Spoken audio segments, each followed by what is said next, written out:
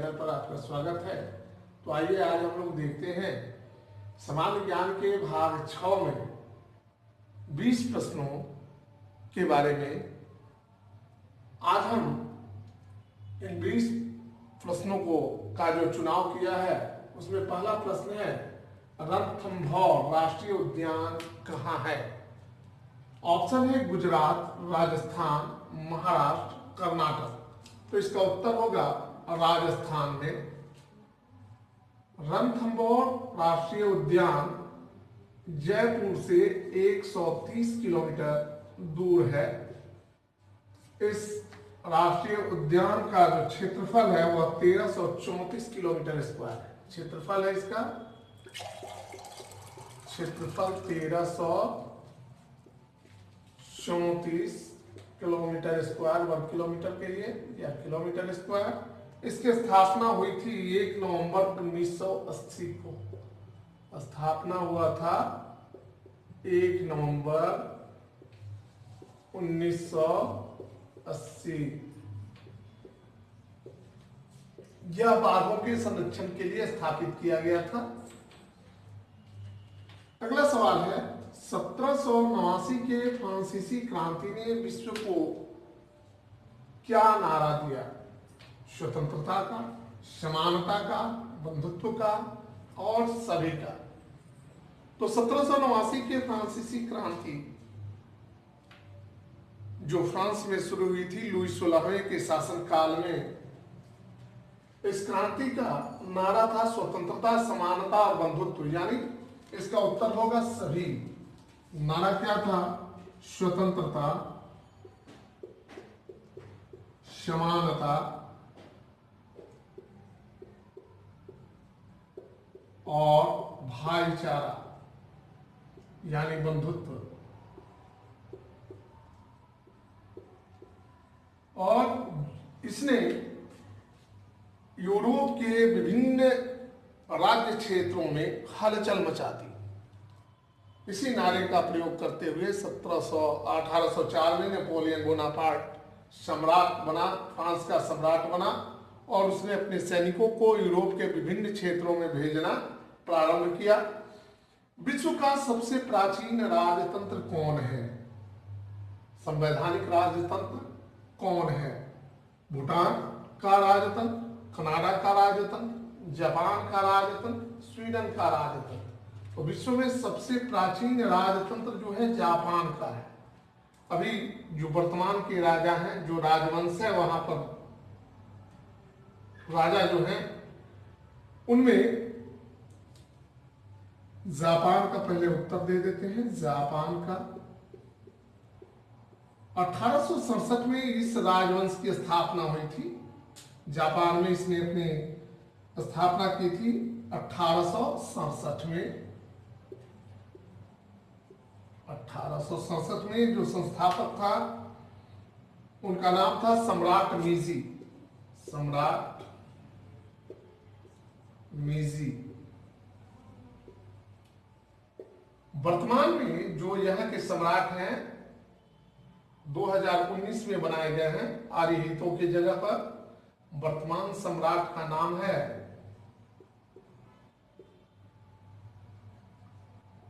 सम्राट, वर्तमान सम्राट, वर्तमान सम्राट है नीरुहितो। नीरुहितो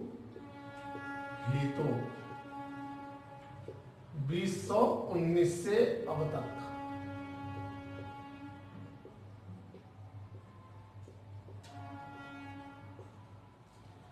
ब्रिक्स संगठन में कौन कौन से देश शामिल है? ब्रिक्स की स्थापना 2006 में जून महीने में हुई थी। उस समय ब्रिक्स में 4 देश शामिल थे, ब्राजील, रूस, भारत और चीन। लेकिन 2010 में इसमें साउथ अफ्रीका को भी, दक्षिण अफ्रीका को भी शामिल किया गया।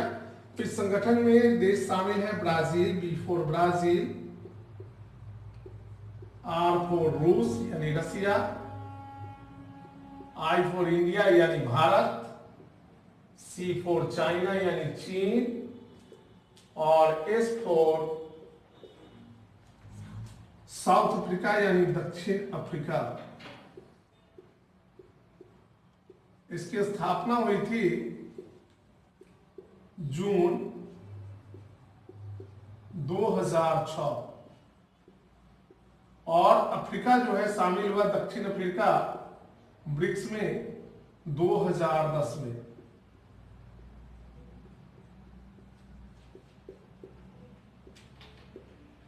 अगला प्रश्न है टू लाइव्स पुस्तक के लेखक कौन है? Vikram Seth, Salman Rushdie, Charles Dickens, E.M. Forster. तो इसका उत्तर होगा विक्रम सेठ। टू लाइव्स के लेखक हैं विक्रम सेठ।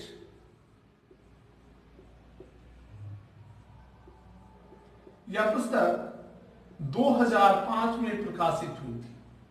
2005 में प्रकाशित हुई थी। इस प्रकार आज हम लोगों ने 5 प्रश्नों को देखा है। अब अगले प्रश्न की ओर हम लोग प्रस्थान करते हैं। देखते हैं अगले प्रश्न में।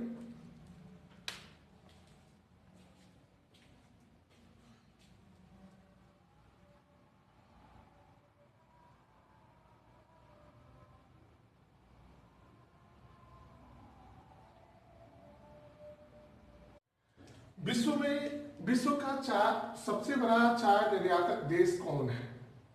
विश्व में काली चाय और हरी चाय, 2 प्रकार की चायों का उत्पादन होता है। चीन हरी चाय का सबसे बड़ा उत्पादक और निर्यातक है, जबकि भारत, श्रीलंका और केन्या काली चाय का उत्पादन करते हैं। भारत में 133 करोड़ किलोग्राम चाय का उत्पादन प्रतिवर्ष होता है। श्रीलंका में 30.4 करोड़ केजी का उत्पादन होता है।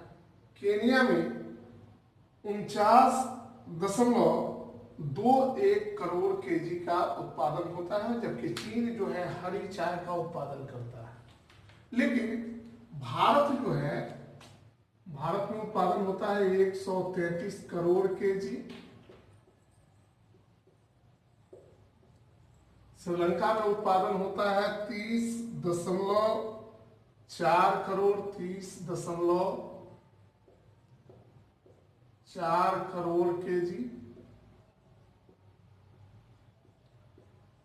केन्या में होता है 49.21 केजी, करोड़ केजी।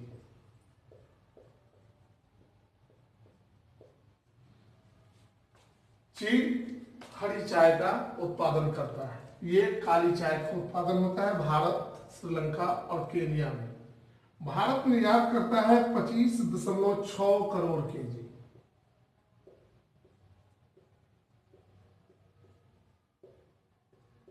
चाय का निर्यात भारत करता है 25.6 करोड़ केजी। श्रीलंका जो है 27.1 करोड़ केजी चाय का निर्यात करता है। ये 27.1 करोड़ किलोग्राम। और केन्या जो है ये तकरीबन 47.5 करोड़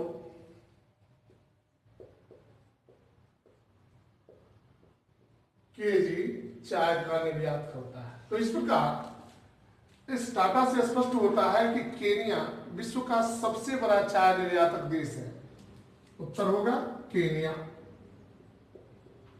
ये डाटा जो है 2019 के अनुसार है। चीन दुनिया का सबसे बड़ा चाय उत्पादक देश है। भारत भी चाय के उत्पादन के दृष्टिकोण से दूसरे स्थान का देश है, लेकिन चीन जो है और भारत में तकरीबन 65% चाय लोग भी अपने देश के लोग ही पी जाते हैं। विशिष्ट प्रतिरोध का एसआई मात्रक क्या है? तो विशिष्ट प्रतिरोध का एसआई मात्रक है ohm into metre. Ohm into metre. इसको ऐसे भी लिखा जाएगा ohm dash metre, ohm metre. वह कौन सा यंत्र है जो ध्वनि ऊर्जा को विद्युत ऊर्जा में परिवर्तित कर देता है? Radio, transmitter, gramophone, microphone. तो इसका उत्तर होगा माइक्रोफोन। माइक्रोफोन जो है ध्वनि ऊर्जा को विद्युत ऊर्जा में परिवर्तित कर देता है इसके आविष्कारक जो थे जर्मनी और अमेरिका। इनका जन्म जर्मनी में हुआ था लेकिन वे अमेरिका चले गए थे। जर्मन अमेरिकी व्यक्ति का नाम था एमिल बर्लिनर। आविष्कारक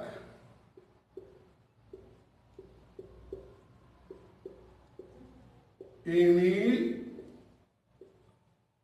बर्लिनर। एमिल बर्लिनर ने 1876 में किया था।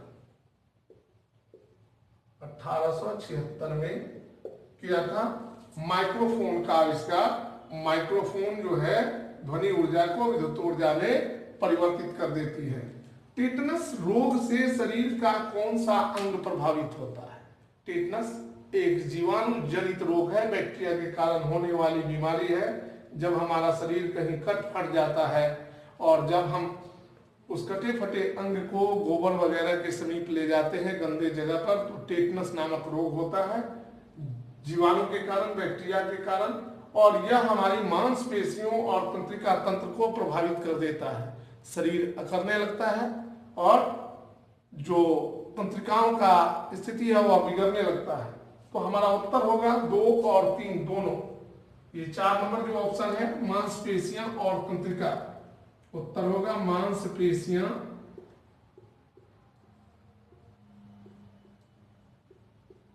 और तंत्रिका।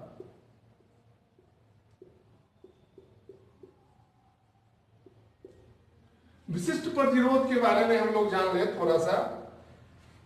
किसी एकांक लंबाई और एकांक अनुप्रस्थ परिच्छेद क्षेत्रफल के चालक के प्रतिरोध को विशिष्ट प्रतिरोध कहा जाता है। इसे रो से सूचित किया जाता है। विशिष्ट प्रतिरोध को किससे सूचित किया जाता है? और रो से। ये है रो, इसको रो पढ़ते हैं। और रो बराबर आर होता है। Rho equal are. विशिष्ट प्रतिरोध बराबर प्रतिरोध होता है। अगला सवाल है धोने का सोडा का रासायनिक सूत्र क्या है? तो धोने का सोडा यानी सोडियम कार्बोनेट यानी Na2CO3 हाइड्रेट फॉर्म में पाया जाता है .10H2O। जिसको धोने का सोडा कहते हैं। NaSCO3 को खाने का सोडा कहते हैं। NaOH इसको सोडियम हाइड्रोक्साइड कहते हैं। Na2SO4 को सोडियम सल्फेट कहते हैं। तो स्टूडेंट इस प्रकार हम लोगों ने 10 प्रश्नों के बारे में अभी जानकारी साझा की, जानकारी प्राप्त की। अब अगले 11वें प्रश्न की ओर हम लोग बढ़ते हैं। आप वीडियो को पॉज करें और इसे नोट करें।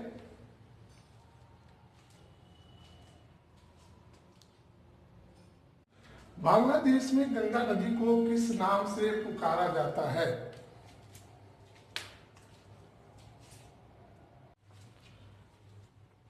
बांग्लादेश में गंगा नदी को किस नाम से जाना जाता है? गंगा के नाम से, ब्रह्मपुत्र के नाम से, पद्मा के नाम से, जमुना के नाम से। तो बांग्लादेश में गंगा नदी को कहा जाता है पद्मा और ब्रह्मपुत्र नदी को कहा जाता है जमुना।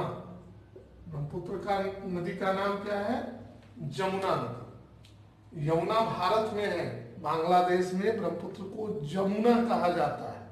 और गंगा और ब्रह्मपुत्र जब मिलती है तो उनसे जो नई धारा विकसित होती है उसको बांग्लादेश में मेघना के नाम से पुकारा जाता है।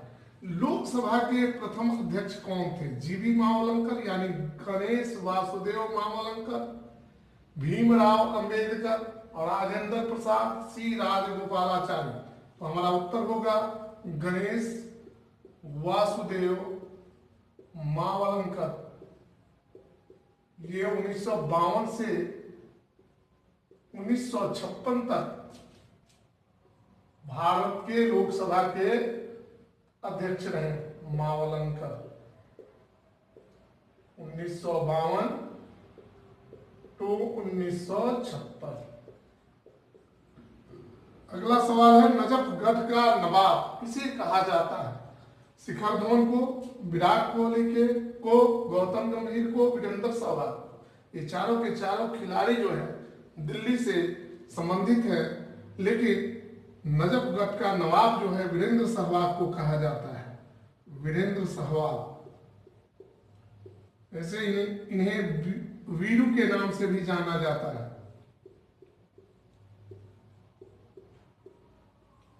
अगला सवाल है यूएसए का राष्ट्रीय खेल क्या है? तो हमारा उत्तर होगा यूएसए का राष्ट्रीय खेल है बेसबॉल, बेसबॉल। गेंद को इसमें एक बैट से मारा जाता है। बेसबॉल में नीचे की ओर चौड़ा होता है और ऊपर पतला होता है। वर्षा मापने के लिए किस यंत्र का प्रयोग किया जाता है, या वर्षा मापने के यंत्र को क्या कहते हैं? रेनगॉग, हाइग्रोमीटर, प्लविओमीटर, 1 और 3 दोनों। रेनगॉग और प्लविओमीटर का उपयोग जो है वर्षा मापने के लिए किया जाता है, लेकिन हाइग्रोमीटर का उपयोग जो है वायु में उपस्थित आर्द्रता को मापने के लिए किया जाता है। तो हमारा उत्तर होगा 4। रेनगॉग या रेन गेज भी हम लोग पढ़ते हैं, और प्लविओमीटर।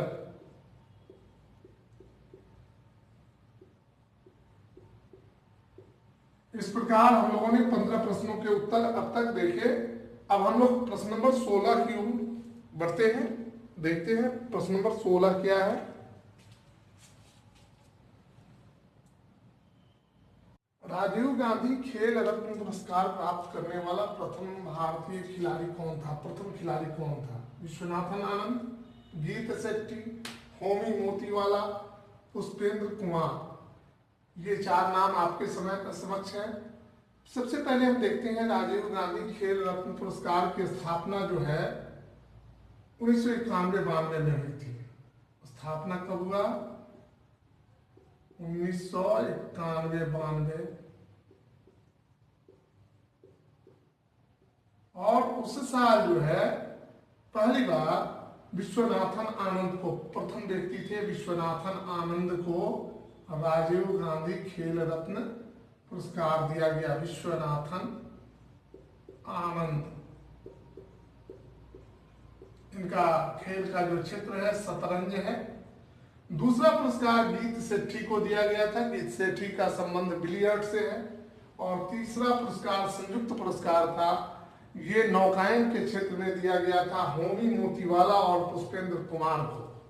ये पहले वर्ष विश्वनाथन आनंद, दूसरे वर्ष गीत सेठी और तीसरे वर्ष होमी मोतीवाला और पुष्पेंद्र कुमार को राजीव गांधी खेल रत्न पुरस्कार दिया गया।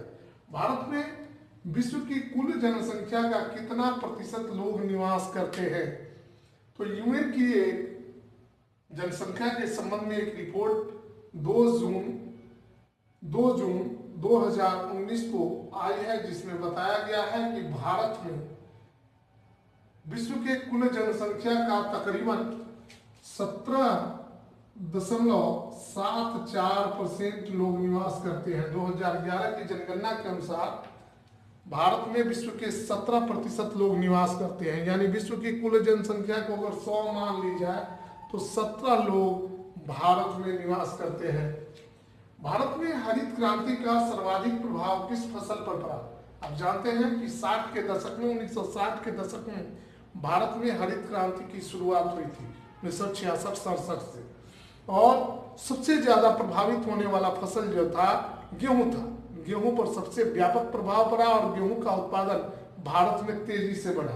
तो हमारा उत्तर हो जाएगा गेहूं। अगला सवाल है जीएम फसलों के विषय में जीएम का फुल फॉर्म क्या है? जीएम का फुल फॉर्म होता है जेनेटिकली मॉडिफाइड। Genetically modified.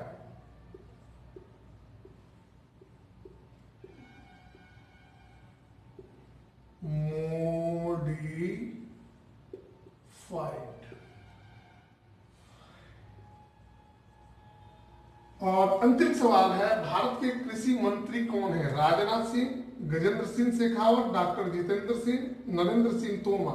तो हमारा उत्तर होगा नरेंद्र सिंह तोमर। नरेंद्र सिंह तोमर वर्तमान में भारत के कृषि मंत्री हैं। इसके पहले 2014 से भारत के कृषि मंत्री जो थे वो राधा मोहन सिंह थे। राधा मोहन सिंह 2019 तक, और 2019 से नरेंद्र सिंह तोमर जो हैं भारत के कृषि मंत्री हैं। तो स्टूडेंट, आज हम अपने वाणी को यहीं पर विराम देते हैं। आज हमने आपके समक्ष 20 प्रश्नों को प्रस्तुत किया। अगर आपको हमारे प्रश्नों से आप प्रभावित होते हैं तो आप लाइक करें, शेयर करें, कमेंट करें। तब तक के लिए बाय बाय। अगले वीडियो का आप इंतजार करें। धन्यवाद।